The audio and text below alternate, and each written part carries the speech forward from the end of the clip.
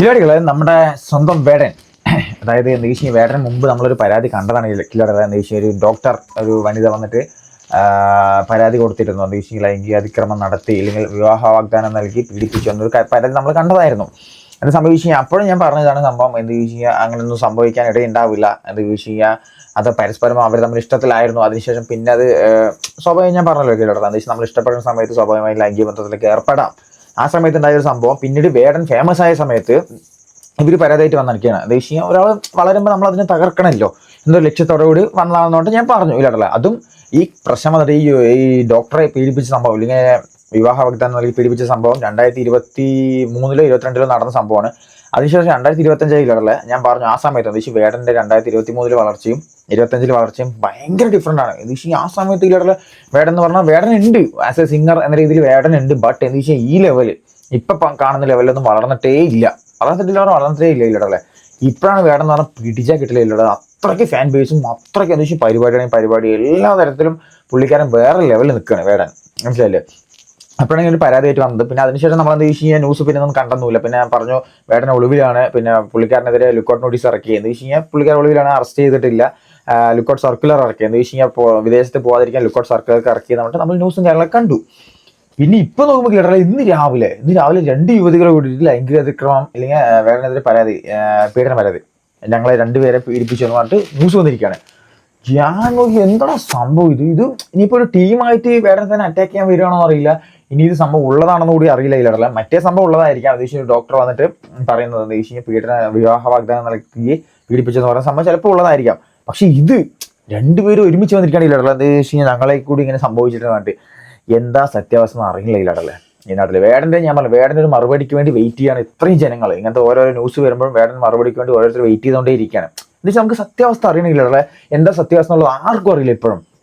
എന്ന് വെച്ചാൽ ന്യൂസ് വരുന്നുണ്ട്, ഈ പരാതിക്കാരെന്ന് പറയുന്നുണ്ട്. പക്ഷെ നമ്മളെ കില്ലടർ ഞാനത് പൊതുവെ മനസ്സിലാക്കിയ ഒരു സംഭവമാണ്. ഇപ്പൊ എന്താ ചോദിച്ചു കഴിഞ്ഞാൽ ഇപ്പോൾ ഒരു പീഡന പരാതി വന്നു അല്ലെങ്കിൽ എന്തെങ്കിലും കേസ് വന്നു കഴിഞ്ഞാൽ ആമ്പിള്ളേരുടെ ചരിത്രം മുതൽ പാസ്റ്റ് അല്ലെങ്കിൽ ചരിത്രം മുതൽ എല്ലാ സംഭവവും വിളിച്ചു പറയും.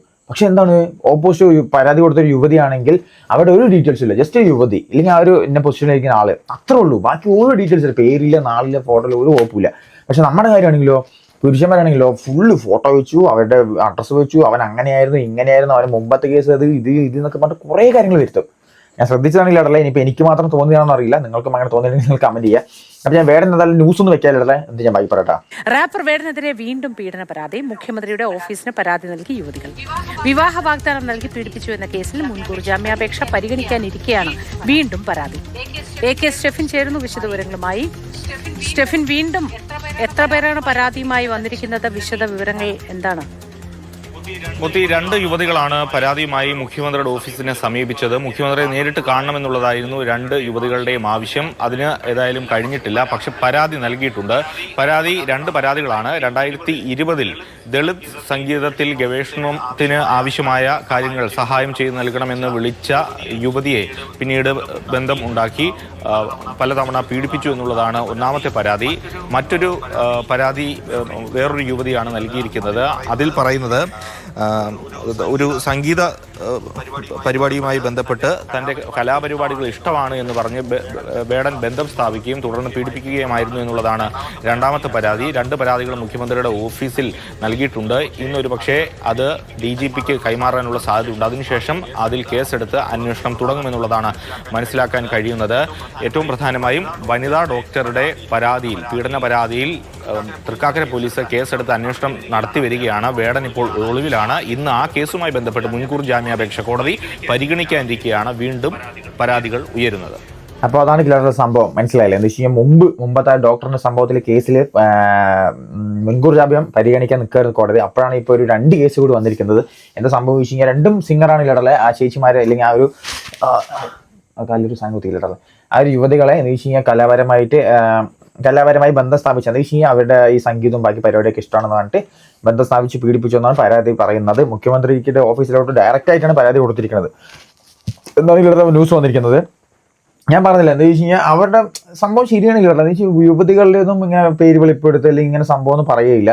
പക്ഷെ യുവാക്കളാണെങ്കിലോ അവരിതാണ് മറ്റേതാണ് മറിച്ചാണ് പറഞ്ഞുകൊണ്ടേയിരിക്കും. ഞാൻ പറഞ്ഞില്ല മുമ്പത്തെ സംഭവം അതാണ്. അപ്പോൾ വേടനെതിരെ പിന്നെയും പരാതി വന്നിരിക്കുകയാണെങ്കിലേ നമ്മൾ വേടന്റെ ഒരു വാക്കിന് വേണ്ടി, അല്ലെങ്കിൽ വേടൻ പറയുന്നത് സംഭവം തെറ്റ് പറ്റിയെന്ന് പറയും പുള്ളിക്കാരൻ. ഏകദേശം നമ്മളെ മുമ്പത്തെ കഞ്ചാവ് കേസിൽ നമ്മൾ മനസ്സിലാക്കിയതാണ്.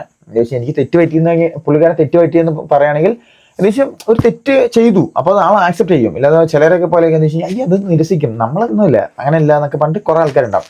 അതുപോലെയല്ല അപ്പോൾ വേടൻ്റെ ഒരു വാക്കിന് വേണ്ടി എല്ലാവരും വെയിറ്റ് ചെയ്യാണ് എന്താ വെച്ച് കഴിഞ്ഞാൽ എന്താ സത്യാവസ്ഥ എന്ന് അറിയാൻ വേണ്ടിയിട്ട്. അപ്പോൾ പുള്ളിക്കാരൻ ഇനിയിപ്പോൾ എന്തായാലും ഒളിവിലാന്ന് പറയുന്നുണ്ടില്ല അവിടെ ആളെ എന്തായാലും ഒരു തിരിച്ചുവരവ് അല്ലെങ്കിൽ ആളുടെ നമ്മളൊരു വാക്കിന് വേണ്ടി നമ്മൾ വെയിറ്റ് ചെയ്യാണ് സീരിയസ് ആയിട്ട്, എന്താ സംഭവം എന്നുള്ള സത്യാവസ്ഥ അറിയാൻ വേണ്ടിയിട്ട്. അപ്പോൾ നമുക്ക് അതിന് വേണ്ടി വെയിറ്റ് ചെയ്യാൻ അത് നോക്കാം, എന്താ സത്യം ഏതൊക്കെയാണ് സത്യം എന്നുള്ളത് നമുക്ക് എന്തായാലും നോക്കാം, വെയിറ്റ് ചെയ്യാം.